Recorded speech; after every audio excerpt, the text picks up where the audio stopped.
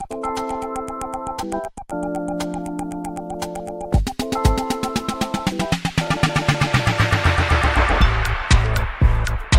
guys, welcome to another episode of the Technology Show, where our experts translate geek into regular speak.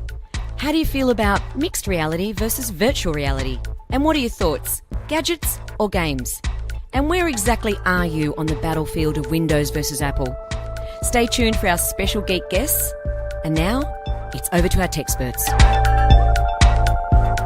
It is that time. It's time for Techknowledgy, where we translate geek into regular speak.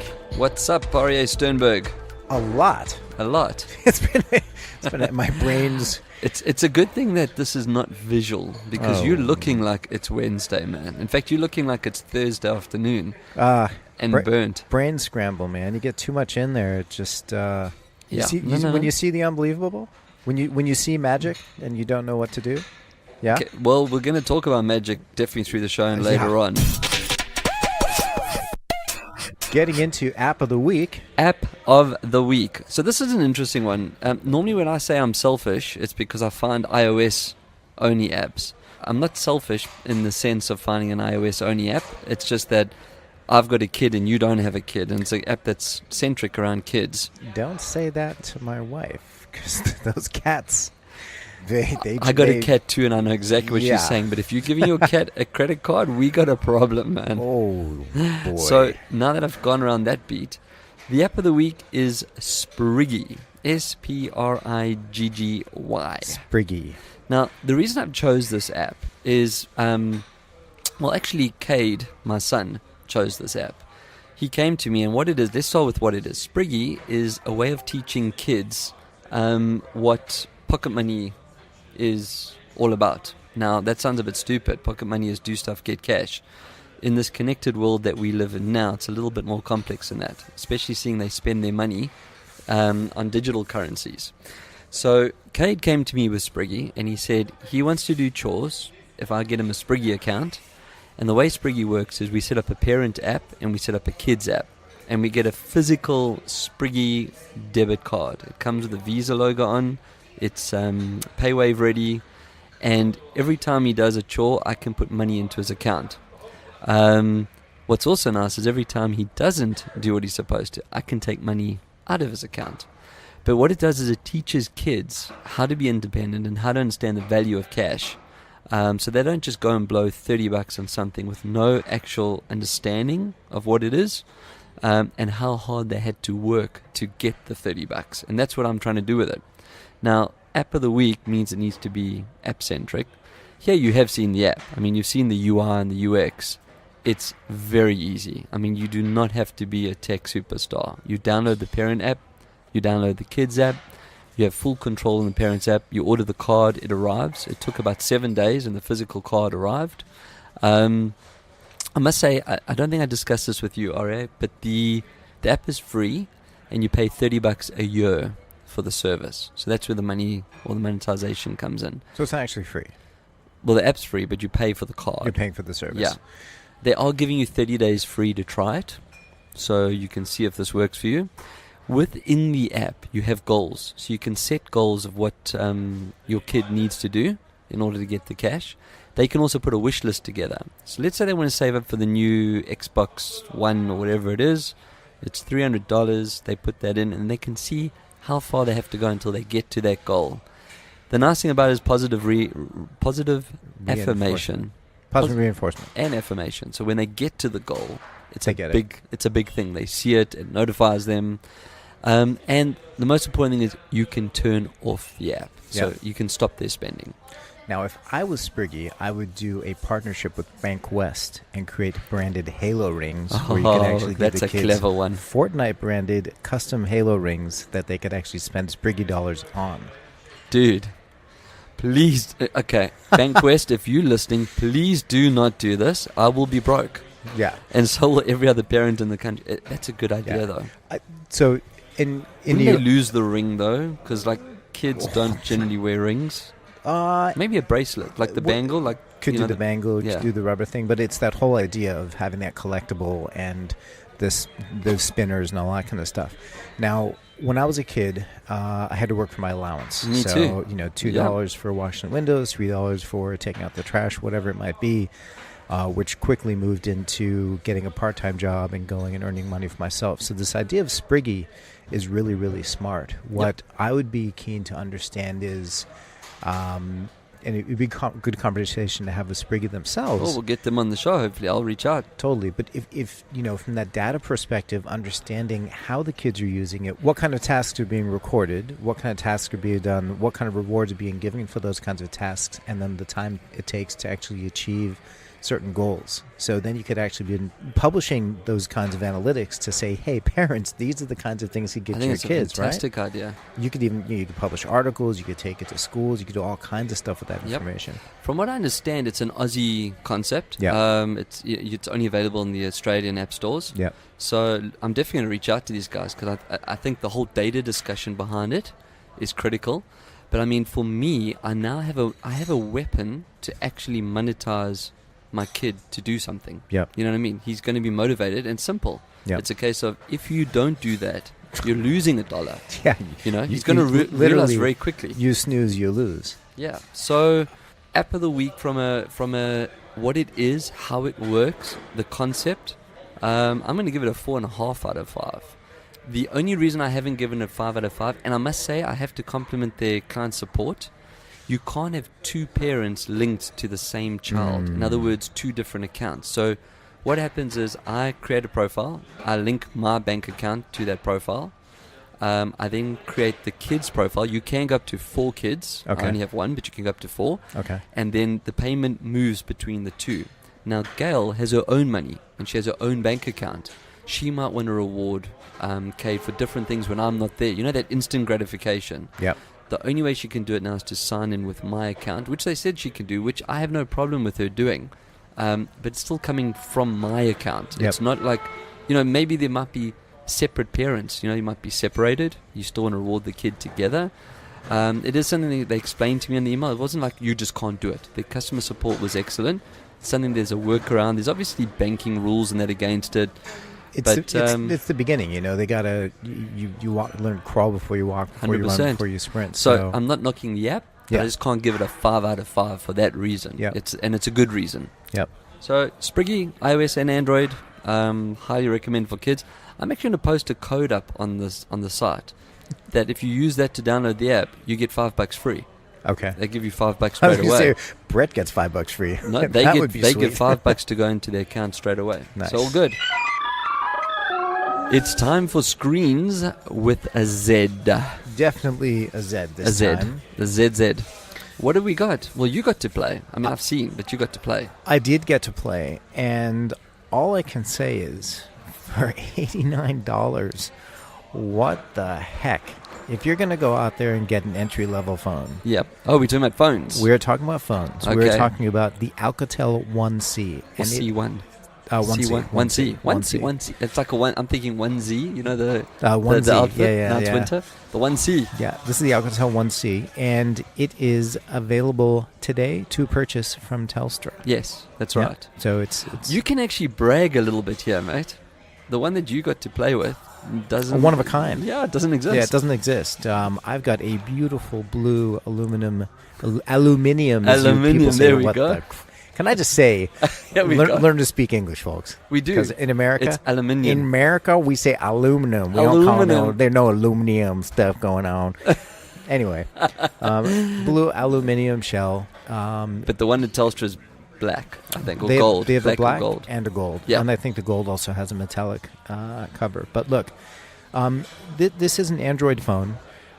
You're not getting anything special. It's running Android 7 Nougat out of the box, which is peppy. It's got a quad-core processor in it. It's got 8 megabytes, 16 gigs of RAM of storage RAM, plus extendable to 256 gigs in a micro SD card.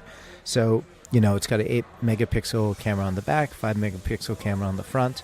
It's got a front and a rear flash, and that's quite unique, huh? It is pretty unique. I've got a $1,000 phone. Yep. And I don't have a flash in the front of my camera. Yep. My screen actually goes white, like to try and lighten things up. Yep. But there's no flash. Now, we know 8 megapixels, no slouch. Definitely good enough for social. And this camera is made for out of the box, go to the camera, push directly to social. And it's got a fingerprint scanner, which you don't that's find. That's ridiculous on a sub-$100 phone. Sub-$100 phone. Now, 2 years ago, this phone would have been $800. Yeah. So you're getting in there, and a brand like Alcatel, third largest in the world, right? I think third largest in Australia. In Australia. But definitely, if you take all the work that they do in non-brand phones, when they supply to telcos, Yeah. they've got to be up in the top 5. Yeah. I would guess. They're not a slouch. Yeah. Now, the case with a close friend of mine who's unfortunately at her current phone's at the end of its days. This is a great phone to replace if you just need something quick to get out and move with, right? It is Android. It's pretty plain Jane Android. It doesn't have a bunch of bloatware on it. Which is great. I mean, it sounds like it's a negative. It's not. No. When it comes to Android, that's great. Yeah. Now, it's not a Samsung S9. No. It's not an iPhone 10. It's not a Note 8. But it's right? also not trying to be, though, is it? It's not. Absolutely not. Yeah. And, if you're going to be out there in the market to spend $1,000, $1,200, $1,500 on a phone, you're going to spend that kind of money. But this is not that. This is, your kid needs their first phone. Perfect. Does everything they need. It can play the basic games. It has a camera. The connectivity is everywhere you need it to be. We were chatting about when we were playing with it the other day. Besides the fact that it's also not plastic only, it's got a aluminum back, which you don't see, so it has a premium feel. But for when you need to put your parents onto their first smart device, absolutely, it's a no-brainer. Yep. With kids today as well, being irresponsible or running around or dropping things, if I gave my son a $90 phone and he broke it or lost it, I'm not going to be upset, right? It's two lunches that we had today. Well, that's the thing, right? Yeah. And then the other thing that we were saying is when you travel, we travel every now and then. We're talking about traveling at the moment. I would have no problem dropping $90 on a device to take with us my local phone for whenever I land, just to buy a SIM card and switch it in. Totally. So as far as it goes, the screen resolution was okay. Look, the cameras were not going to take iPhone 10 or Samsung 9 pictures. No. They're not. No. But I wouldn't buy the phone for that. I'd buy a camera for that if that's what I wanted. No.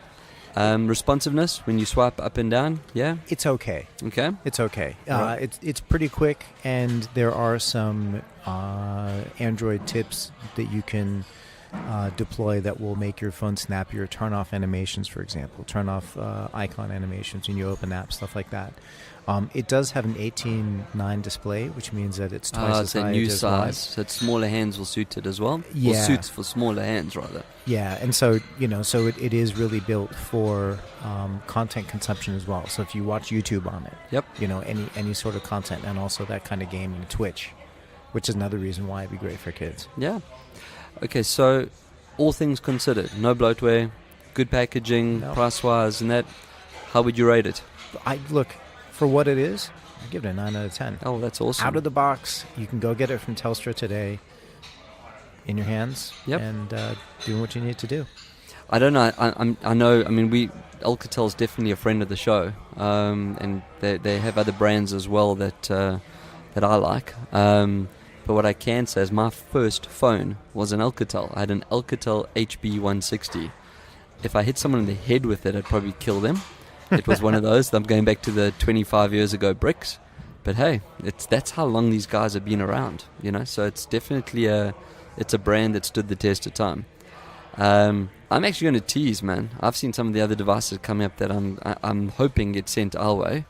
And when I tell you what I've seen and the prices that I've heard, in fact, we're going to try and maybe even get David or one of the guys from Alcatel to come on the show. because you actually need to hear it from them to believe it. Because here it is, $90. Excellent. Right, so screens with a Z. Z.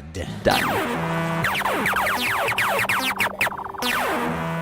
So, Brett, we're now at that point in the show where things get a little bit crazy. I can't bounce my back sore, but I'm bouncing internally. I can see it in your face. Your eyebrows are doing that, crazy eyebrow dance. Why is that, Fred? It's the A and B split test. Oh, man. Yet again.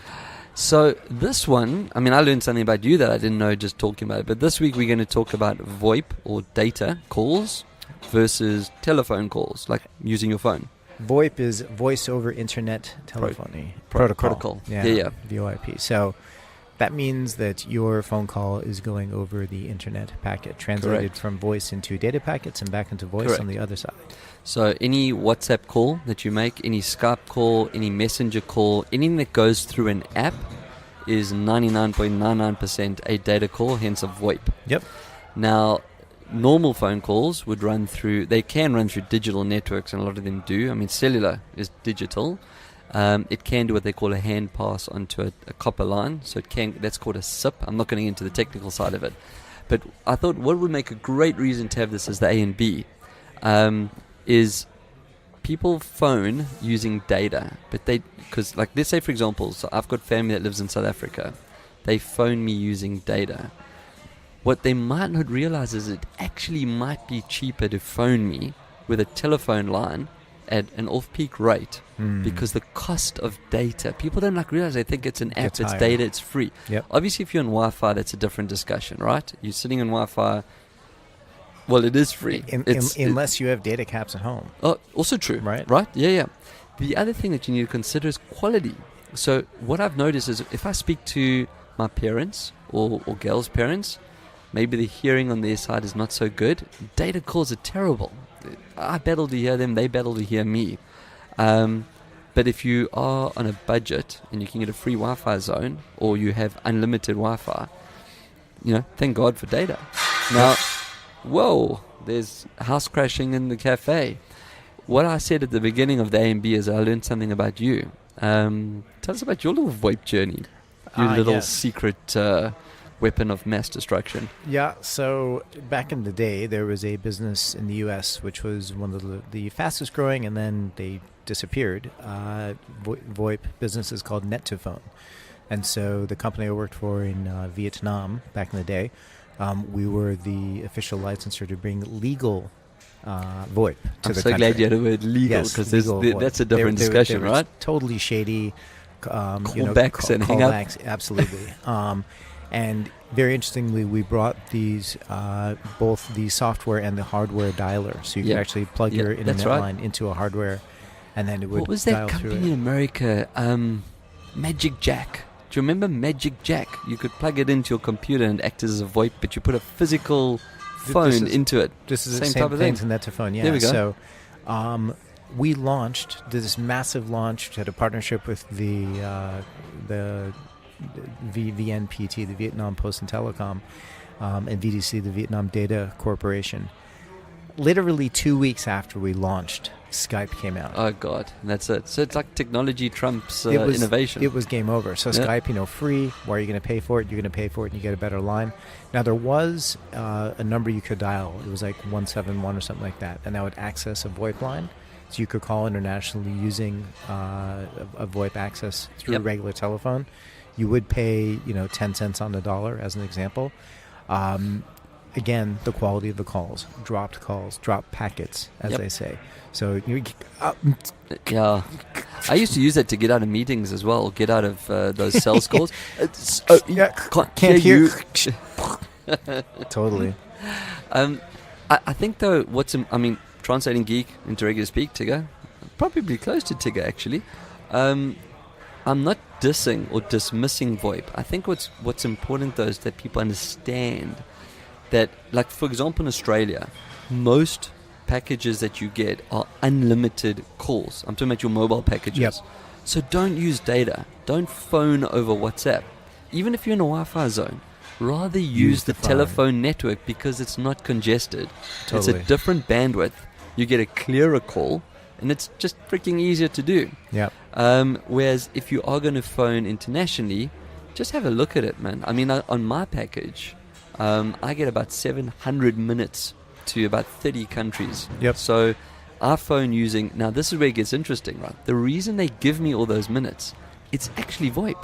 I phone from the terrestrial or landline or cellular line, but as soon as it makes the handshake to go somewhere else, it goes over a digital network. Yep. And it terminates on a digital network. So it becomes VoIP. But I have heard so many stories where people are spending so many dollars on what they thought were free calls, Yep. like using WhatsApp and that, because they're roaming or they're phoning international on a reverse system and just getting nailed for it. So VoIP is awesome, especially for international, especially if you're young and you're traveling and you want to be able to phone home. Yep. But just check first that you're not using your data, that you're using free data. Totally. And the only other side point is from a use case perspective is if you are in a business and you are getting that value add, are you doing text-to-speech transcription? Are you doing any kind of quick access of like bringing more people into the line, doing call sharing? If you're using a regular line, you could pretty much merge 2 calls or 3 calls together. Yep. But from, a Skype call, you can actually get up to 8. 20, I think. Yeah, up to 20 I think people Zoom into goes it, 20 or right? 40, right? Yeah, so there are the use cases, and you do use into different. But if you're just calling people, folks, don't just go straight to. And I actually blame that on the handsets. I don't know about Android, Yep. but if you make a phone call on an iPhone and you've phoned WhatsApp, it shows in your recent calls. If you hit WhatsApp. that, it will automatically phone. So all the time I get these freaking WhatsApp calls. I can't stand that. Rather just open up your phone app or use Hey Siri or OK Google, whatever you want to do. But, use a telephone when you're local. It sounds better. It's easier. It actually rings better. My watch doesn't ring on WhatsApp calling. So my Apple Watch does not ring if you phone me via WhatsApp. Really? No, I get a notification, but I don't hear it. I don't know if I get a notification. That's something to or not. check out on your Yeah. side. I don't know if that's an iPhone thing. My phone rings, but not WhatsApp. So VoIP for free or cheap, telephone for quality, Yep. right? And if you're in business, it's really, really cheapskatey of you to phone a client on a VoIP call, like on a WhatsApp call. That doesn't say much. So, yeah. Folks, we are now ready for XR. What did we say this was last time? X-rated. X-rated or extended or Extended we came reality. up. No, we came up with some other one that was quite cool. Remember? I don't have to rewind the shows. It was like extreme or whatever. Extreme reality. Where are we going first? AR, VR, or XR? I'm going to throw out one XR. Okay. A really quick one. So we've spoken about China's Vivo, this company Yes. up there, but their new next NEX series flagship phone has a pop-up 8 megapixel camera. I'm not a fan of these pop-up things, Yeah. man. Now, the reason why this camera is interesting is it has 3D sensors that are capable of mapping 300,000 data points compared to Apple's 30,000 data points. So from that mapping an image map, the 3D mapping that you can do, Yeah. like a Connect, Yeah. this is 10 times the capability Ah, of the so Apple for camera. VR content creation, whatever, off your phone, right? Yeah, VR and AR. So if you're mapping, let's say I'm going to map your face, Yep. I'm going to capture all the little crevices. There's no imperfections on this face. Ask my mother. No. But yeah, no, it's just the amount of technology that they're able to pack into just Into a that phone. little bitsy piece of tech. Well, we were talking about that the other day with the Essential phone. Yeah. Now with this massive price drop. Sorry, Jeff. Sorry about that, mate. Anyway, but remember when it first came out, the camera was terrible. Oh, man. Software update, camera's fine. Yep, So it's amazing how important software is. It's not just the lens. absolutely. It's actually the processor and the software. I'm going to go, that's more ARE-ish. I'm Yep. going to go to Magic Leap because this is a company that's just always popping up. They've just filed a patent for AR glasses that can monitor glucose levels and other vitals for patients. So the patent describes it as a light analyzer configured to determine a polarization angle rotation of the reflected light from the eye of the user. So in other words, it shines light in your eye and sees stuff. But it's basically looking at the glucose levels of the body temperature, skin temperature, heart rate, respiration rate, levels of sweating, and then alerts the wearer to any abnormalities. So if you were a nurse and you're doing a ward check, or a nurse, not a doctor, and you came across a patient and this picked up data that the nurse might not be looking for, or the machines that the person's plugged to might not be picking up, a message could go straight to a doctor, or an intervention could be brought into play. But the person has to be wearing the glasses. Yeah. So the nurse is wearing, not the victim, But the patient. Doesn't it shine into the eyes of No. So the AR glasses shines a light into the retina of the patient and reads all this data. Really? That's how I understand it. Are you saying it's the other way around? I would imagine that Mind you, it's leap, it's reverse. It goes into the person in the bed has to wear the glasses. It shines into their retina and sends their data back to the nurse or the doctor yes, it's the other way around. Now, the reason why hospitals are interesting, and this is something... No, they're not. That's where sick people are. It is. However, the hours that people have to spend in the day, right now they're staring at a crappy television with like daytime TV. Give them Magic Leap glasses, let them see content, let them enjoy that world and augment the world around them. At the same time, that's actually very cool. Collect that data. Yeah. I was saying, like, we have a crisis here in New South Wales. There's not enough nurses. Mm-hmm. So this type of technology on a patient that needs to be watched, not someone that came in to have a knee replacement you know what I mean? Yeah. This can help alleviate that pressure as well. So telemedicine, it's the future, man. Totally. You saw something with Magic Leap as well. Magic Leap, just a real quick one on the side, AT&T has invested a heap of cash into them for the exclusive rights of distribution in the U.S. But they're clever. They are there clever. It is. And put the devices in, claim the data cost, right? That's right. Yeah. And AT&T is also getting into the content game as well. So we're going to see, we don't get touched by it over here, but we're going to see some shifts in how content and technology are distributed in the U.S. benefit from it. Whatever Optus and Telstra watch what's happening there, we'll get it. That's right. Which is great. That's right. Well done, AT&T. What else you got? AR, I've got Leap Motion, which we've spoken about. The Leap Motion hand gesture tracking has a project called Project North Star, which is an AR headset. And so it's not a headset that they're going to be putting out into market and selling as a Leap Motion AR headset, but it's more of a guide and a hardware capability that companies can buy and then add on to. Well, that's always been their model, though. I mean, they are a peripheral company. I remember getting one of the first Leap Motions. I went over and met the guys there. So in like San Fran. Leap Motion and Ultra Haptics as an example, right? So the peripherals tied together make magic. Nice. I'm going to stay stateside. We seem to be all in America today. Times Square, New York City. I mean, if you've been there, you'll know it's an amazing place. An artist has put a reality art show together that shows boats, like cruise boats and cruise ships and that, floating over people's heads, and to demonstrate what climate change is doing, that the oceans are rising. Go that high. So if the oceans had to come down Times Square and you've got these boats floating there. Now, we see this kind of stuff in movies, right? But it is a reality. Was it the day after tomorrow, right? Correct. But New York is at sea level. Yeah. So... unless they take a page out of Holland and they start building dikes all the way around, we're going to have boats floating down main streets of New York in 50, 60, 100 years' time. God. It was just quite cool to see. Like, imagine standing there. You've been to Times Square. Yeah. You know exactly what I'm talking Absolutely. about. You can just see these big boats coming down that triangular, It's crazy. It was cool. It was just fun. Moving into VR. I had one more in AR. Oh, AR, go. Can I do one more? Go ahead. So your favorite presidents of all time, Trump and Putin. I mean, I know how much you really love these guys. Sorry. They've just met in Helsinki, but that's not important. It's the same week that they met that Helsinki has announced that they have virtually mapped the entire city for AR VR. So that goes back to that whole project of AR Cloud, where we build the virtual world off its maps. Yep. Now, the reason why I bring Trump and Putin into it is because there's a scary reality that comes from mapping out these worlds. Who controls the maps? So once the content is mapped and it's put into it, do the presidents get involved to decide how content is displayed in these worlds? Does it become the realm of control of the leading party?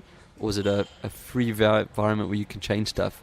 It's interesting, right? It's about rights, because the country, even the virtual country, belongs to the presidency, or is under the control of the presidency, or is it? And I think that's why I wanted to bring it up. It's just a topic. Well, in this case, Google owns it, right? Niantic Correct. has mapped so many cities and countrysides in the entire country. So they could dictate what happens. Now the U.S. government could subpoena and say, we now own that data.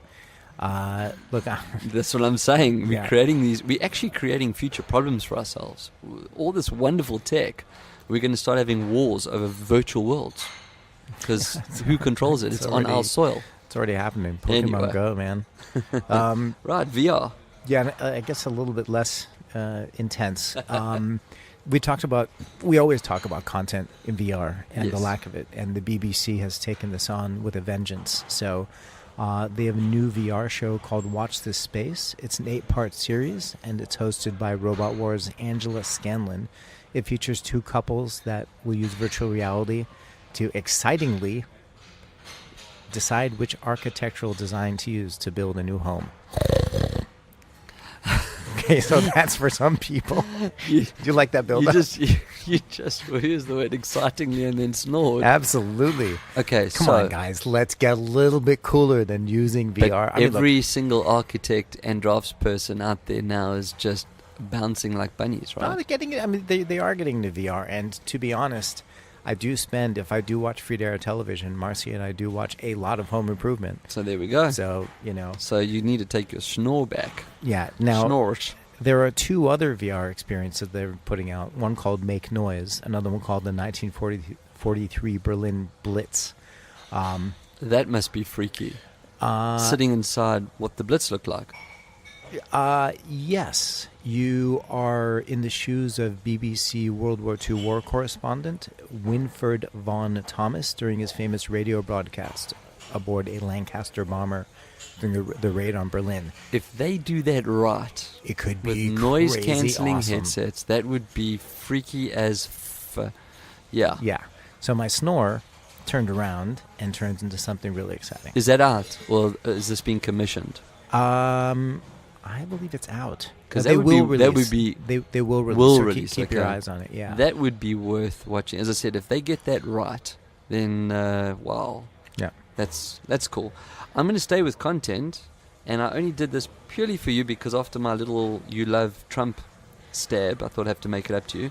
The Emmy Award nominations now have VR as a category, and Rick and Morty's Virtual Reality That's right. was nominated for Outstanding Creative. I suppose you also can't really piss off Rick and Morty fans. You know what happens when that goes on. No. So, but still, it's a cartoon that was very left of normal on Adult Swim time, like niched, and it's now looking at Emmy Awards. It just shows you what tech does for content. We spoke about VR accounting on an early show. Yeah, I mean, that was fun as, yeah. right? Sticking with fun, forget about VR in the living room. This summer, it's on water slides and in arcades. So they've got a waterproof VR headset with I a wouldn't water do phone, that. and you go down a water slide wearing a VR headset. Now you see, I'm all for roller coasters, but I don't think I'd immerse myself in water where I can't see where I'm going. Where is that? I might change my mind. Where is it? Are there other normal roller coasters? This is inside Germany's giant Therme Erding Spa, which is Erding. the Galaxy Erding Water Park. Now, I think that if you don't have any place where there's the possibility of getting into water deeper than your waist, then it's probably okay. But throwing people into a water slide in VR, you're getting a little bit beyond. I'd rather sit in like a tub where like they spray water and you feel Correct. like you're going in Yeah. a water slide. Is there a video on this? Did you have a video clip? No, but I'll bet you we can find one. Though. Okay, because I mean, you know me. I'm roller coaster and that mad. But Yeah. that one's going to push even my boundaries a little bit. Yeah. I'm just going to stay with entertainment then for a second. Your favorite Beat Saber. For PlayStation, the update that's coming out now, they reckon it will be as good as PC. Yep. So that's exciting because I think PSVR has got more installations than any of the other VR technologies. I stand corrected, but I think the PSVR range has sold more than Vive and Oculus and well, I suppose we could include HoloLens because it's MR-ish. So if that happens, that game becomes massive overnight. All I want to do is find the lowest spec laptop or PC that can run Windows 10 VR or Windows VR and get Beat Saber. You see, that's what I told you. I would spend hours in it. It is just mesmerizing. Well, I think we have to try and get the CEO on the show just to tell us the mindset behind that. Absolutely. Do you have anything else in the space? I have one other thing, and this is another one from the UK, which I love. Love this stuff happening in the UK. And we've talked about entertainment versus function. Yep. The Highways England staff are using VR supplied by nationwide platforms to safely learn how to repair a viaduct. Now, it's not that sexy, but we've talked about Schneider Electric for elevators. Yeah. I think it's brilliant. About Raj's use of training for crane operators. Hey, Raj. This is just how you get out there, how you do mass education or mass training using platform like that. Now, we'll get someone else on the horn another time to talk about other ways to do training. But this is just a really exciting. I think that's. It doesn't have to be sexy, though. Yeah, it's not sexy. Just good use of tech. Yes. That's what we like. That's it. I've got one last one. Lowe's, it's also America, not the Lowe's here. Lowe's it's it's a retailer in America. They've now started helping customers get comfortable around power tools. Now listen to the stats. It just shows how big America is when it comes to money and spend. They've developed a hollow room test drive, and they call it the hollow room. The system uses the HTC Vive and a specifically made controller to let customers try out high power products in a safe virtual space. So like power tools, drills, what do you call those things, the chainsaws. And the reason they did that, their research showed that $70 billion, with a B, not a million, $billion worth of home improvement projects stalled because customers can't visualize the final product. So all of that money that gets lost or doesn't even happen and get past the thinking, planning stage. So, yeah, I mean, that's brilliant. Get them in, put a chainsaw in their hand, let them feel the haptics, let them feel what it's like. Watch cutting in virtual reality and seeing, hey, it's actually not that bad. It's not that hard. Yeah, we don't say seeing is believing for nothing. Well, there we go. Oh, I love that. What a way to end the segment. Seeing is believing.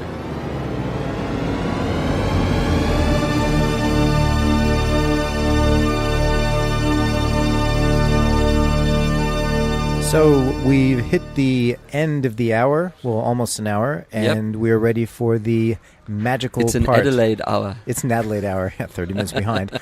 We're ready for that magic moment that we spoke about before. I would like to introduce a friend of our day-to-day business at Beyond Intent, and one of the smartest dudes that I've ever met, Rene Rice. Did I pronounce that right, Rene? That's correct, yes. Hey, Rene. Very nice. Good to be there. Via Hey, Skype everyone. as well. So Skype you're from in Singapore at the moment. Yes, that's right. Awesome. So, Rene, you are COO of Sqreem, is that correct? I'm one of the founders, that's correct, yes. One of the They founders. tend to change my title every now and then. We're Well, still that's- trying to find the right fit for me. That's obviously what being a founder is all about. I mean, you can be the delivery guy as well. You could be the chef. The designer. the know, driver, receptionist. There we go, man. So let's kick it off. What Sqreem is, and I need to remind you, this is the show where we dumb down technology. So you've got to put on your normal person hat for this one. Basically, as a quick overview, Sqreem is a technology company that has spent the last decade, in essence, focusing on building an artificial intelligence platform that doesn't require human beings to learn.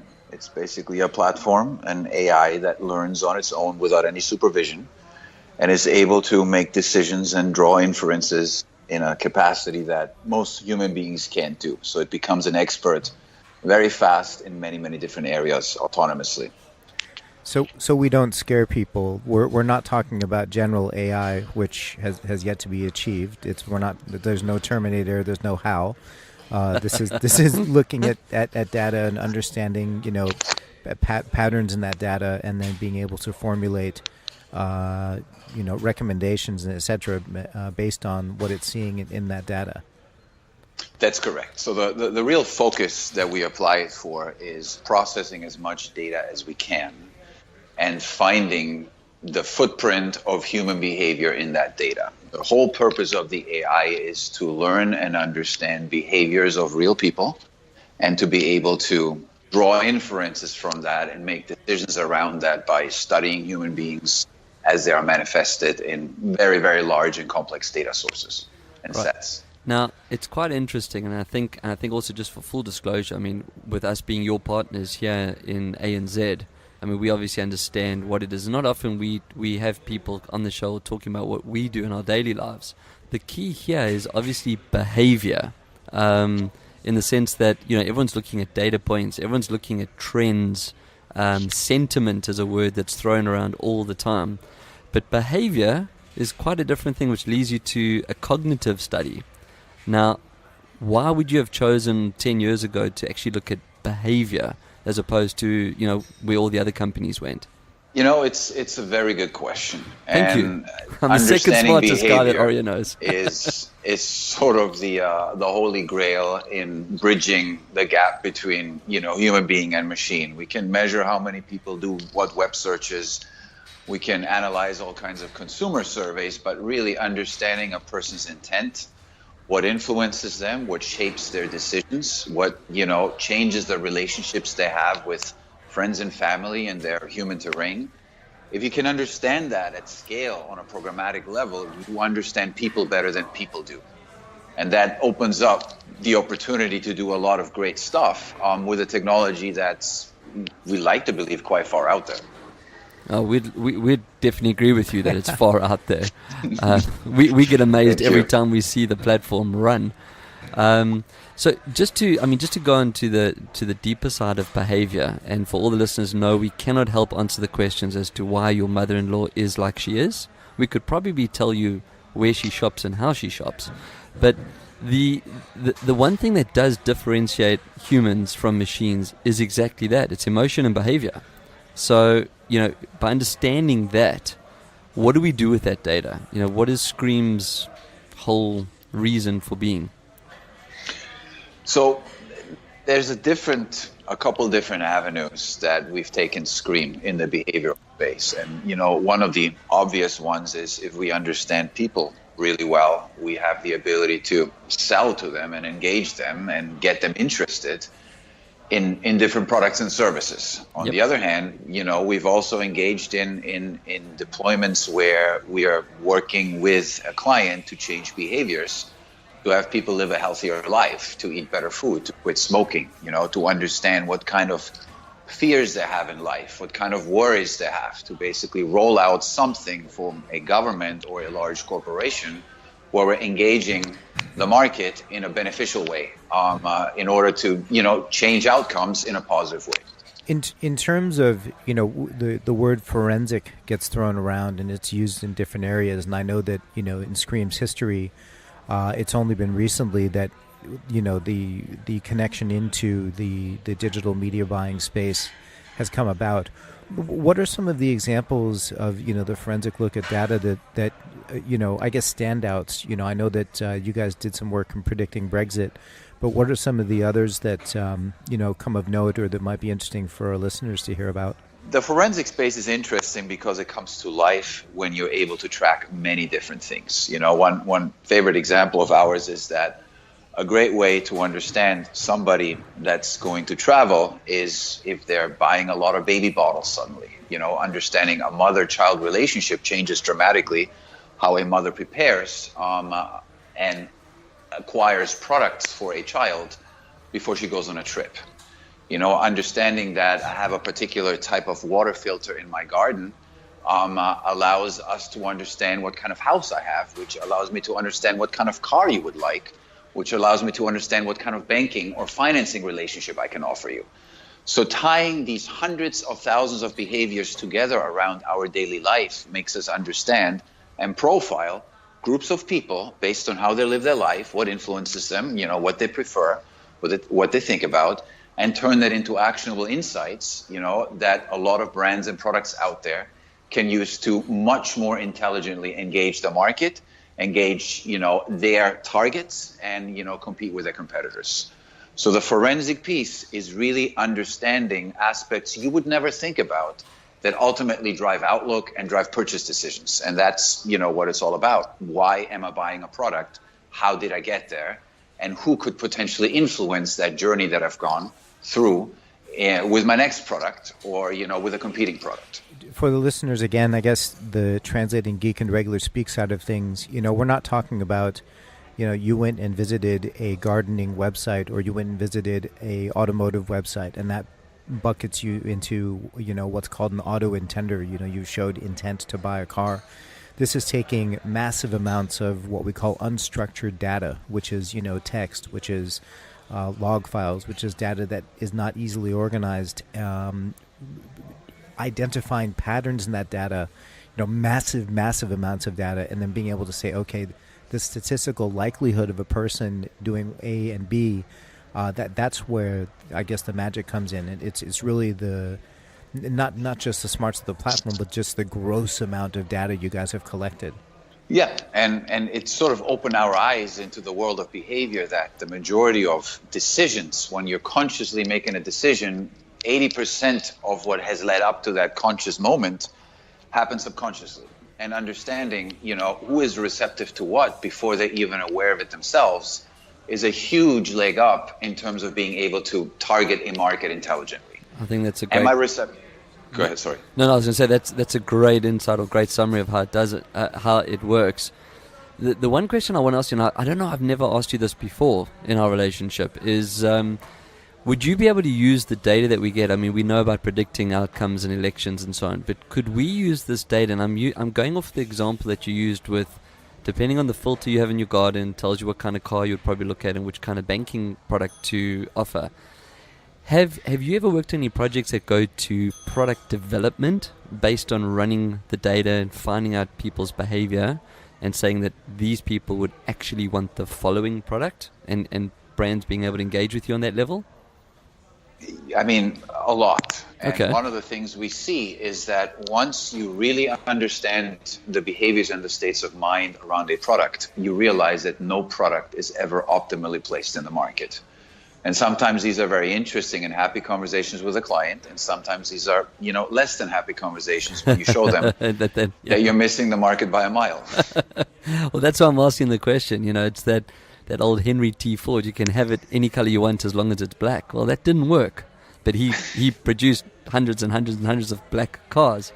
So that goes again down to behavior, right?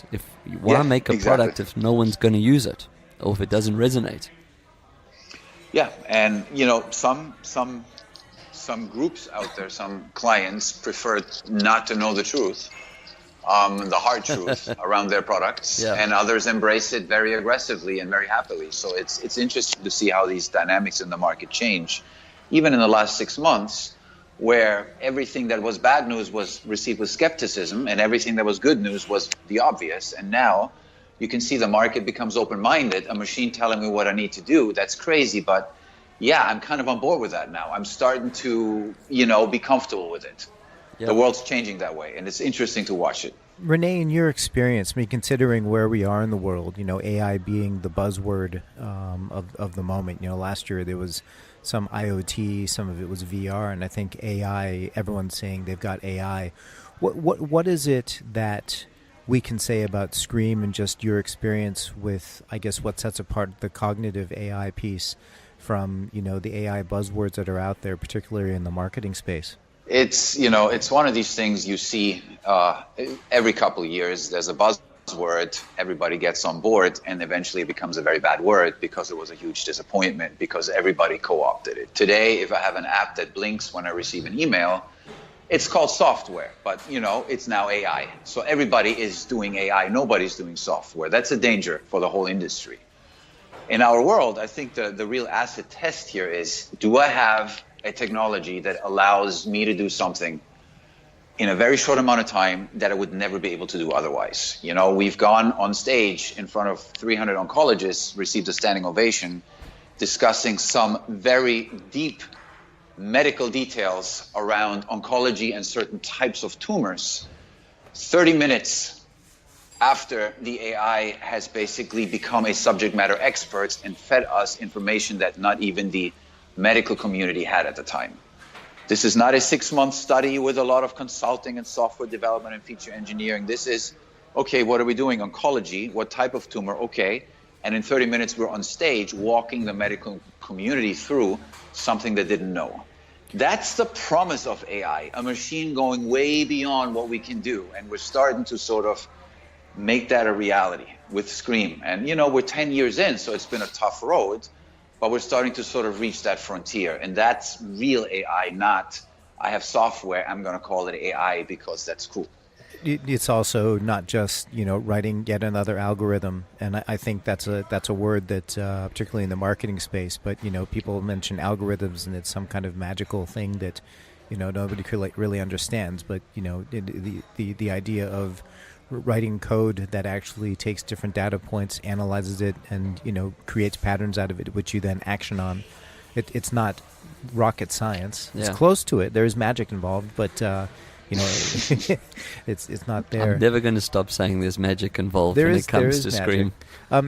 Rene, we're close to the end here. I did want to ask a question just in terms of your prediction of sort of what we expect to see next in the next 18 months to 2 years, just in this digital marketplace, and how ads are bought and sold, and what you guys have planned for Sqreem and how we can get involved.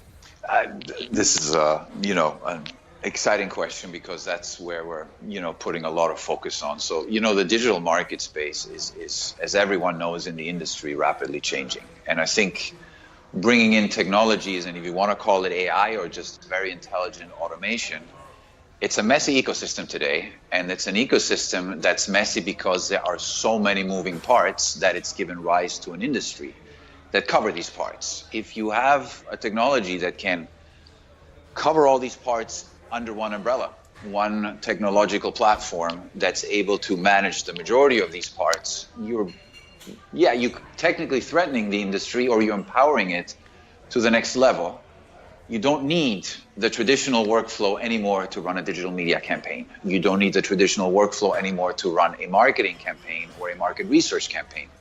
If this that takes normally 90 days could be done in 3 hours, where does that take marketing? Where does it take digital media? Where does that take sales and products and product design? And a lot of this is going to be taken to the next level. We hope to be part of that evolution. And we've put a lot of our efforts for the last 2 years specifically focusing on that. Can we automate media, research, and marketing? And can we improve it? And can we do it in an hour, what normally would take 3 months? That's the only thing that matters right now. I just have to jump in there for all of our customers that are listening. We don't do it in 3 hours. We do it in 3 days, but we'd rather deliver early. I could just see the phone calls now. Okay, guys, we're ready to do that campaign. We'll see it ready in 3 hours. But I mean, like, jokes aside, the reality is we've watched the tech. Being your partners here, we've seen how it works, and that is the thing with the age of speed, where everything has to happen already before we've even discussed it. And more importantly, the ability to put the power back into people's hands, so no one's being ripped off by anyone else that they don't need to be ripped off by anymore. This is the future, right? And how do we use it to create perfect transparency? That's been our strategy to enter the market, is how do we make it transparent to the client to the point where they see everything that's going on and they participate in it in a way that they never have. And that changes what the client now can do, what we can do, and how a product is brought to market. Yep. Yeah. Well, I don't think you may have seen my little post on LinkedIn, but our version of GDPR is growing dynamic personal relationships, and it's something we think every brand should be doing with their consumers. And that's why we think Sqreem is. Well, that's not why we think. We know Sqreem is going to be the next iteration of what marketing is all about. Rene, we're at the bottom. We actually gone over a little bit, but it's always fascinating to hear what you got to say. Any last words for the audience? I think it's exciting where we're at in time right now in history, because it's unthinkable that because of technology you can virtually walk into any industry and talk to any CEO, and they will listen to you more than any other subject matter expert they have on staff. It's a junction in history that's crazy, because there's so much belief in AI, technology, and data today. It won't last forever, but it's a crazy time that's going to bring crazy changes. And, I don't sleep much thinking about it. I worry most of the time, but that's where we are. Well, let's ride this wave. Rene, thanks again for taking the time out to join us. Thank you so much. It's always great chatting to you. Glad we could actually do it on our show as well. And we'll definitely be speaking to you again soon and doing some awesome magic stuff together now, beyond, and forever. We're going to try our best. Thank you so much for having me. Until next time, keep your screens clean and your knobs shiny.